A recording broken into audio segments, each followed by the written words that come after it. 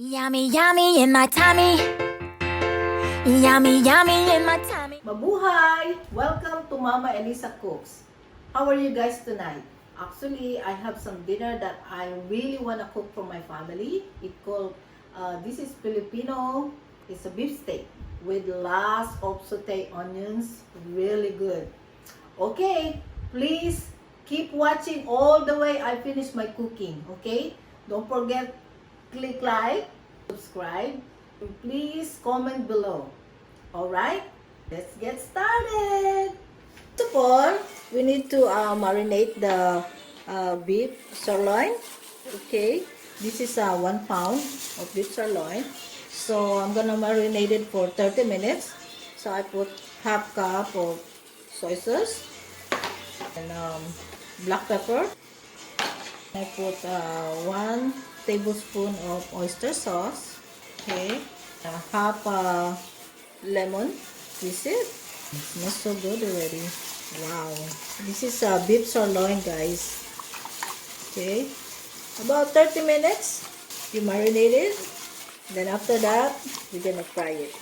Okay. This is a beef steak. Okay. This is the ingredients of the beef steak.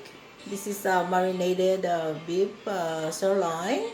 And I have sliced onions, fresh garlic, and 1 teaspoon of brown sugar.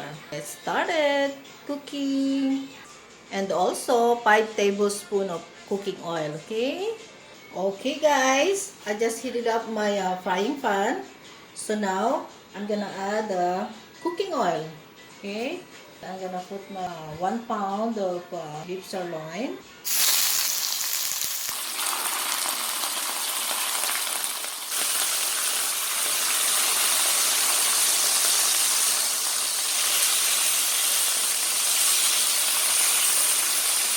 I already marinate this for half an hour.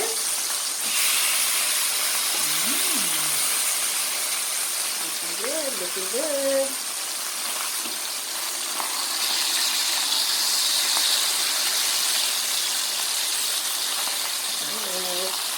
So you do like this. Just turn it, then you can add more beef to your frying pan.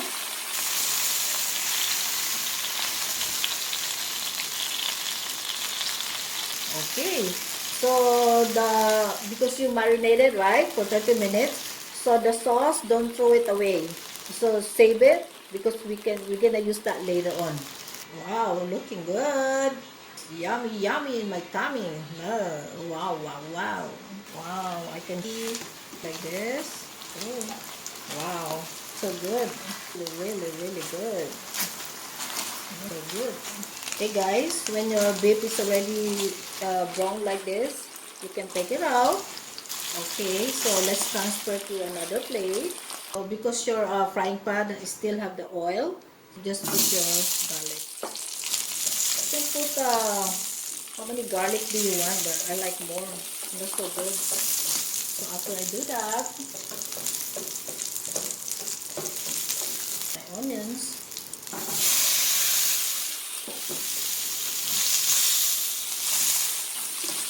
Okay, so you put the onion, then you put the sauce from the marinated with the beef earlier. Look at that smoke. Wow. And now you saute the onion a little bit. Okay, after that, your beef now. Then lower down your heat and then put coffee. Add your brown sugar. This 1 teaspoon of brown sugar. It's good. Make sure guys your beef okay. So you can add beef broth if you want, or you can add a little bit water. But I just add a little bit water till it dry. Now I'm gonna try. It's good. Check it out. Our beef steak. Wow, look at that. Oh yes. It's already good. How long it gonna be take? Hold on, almost done. Look at that, guys. Look at the beef steak that's ready. Wow, it's yummy. Join with us, guys. Join with my beef steak tonight. Looks yummy. This guys, it's done. So good. It's easy to make, everyone.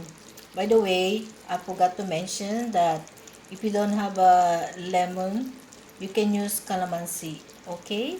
Pin calamansi. Here you go, guys. There's the beef steak now. Look at that. Oh, wow.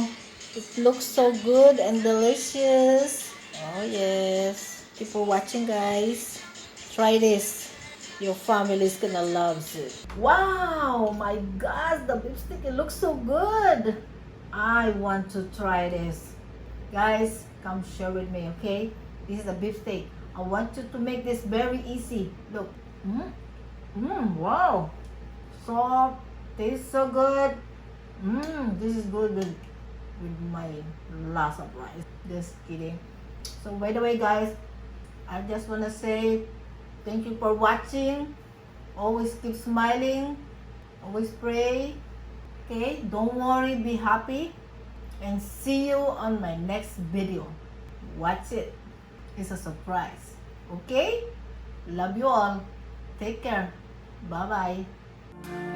And I think to myself, what a wonderful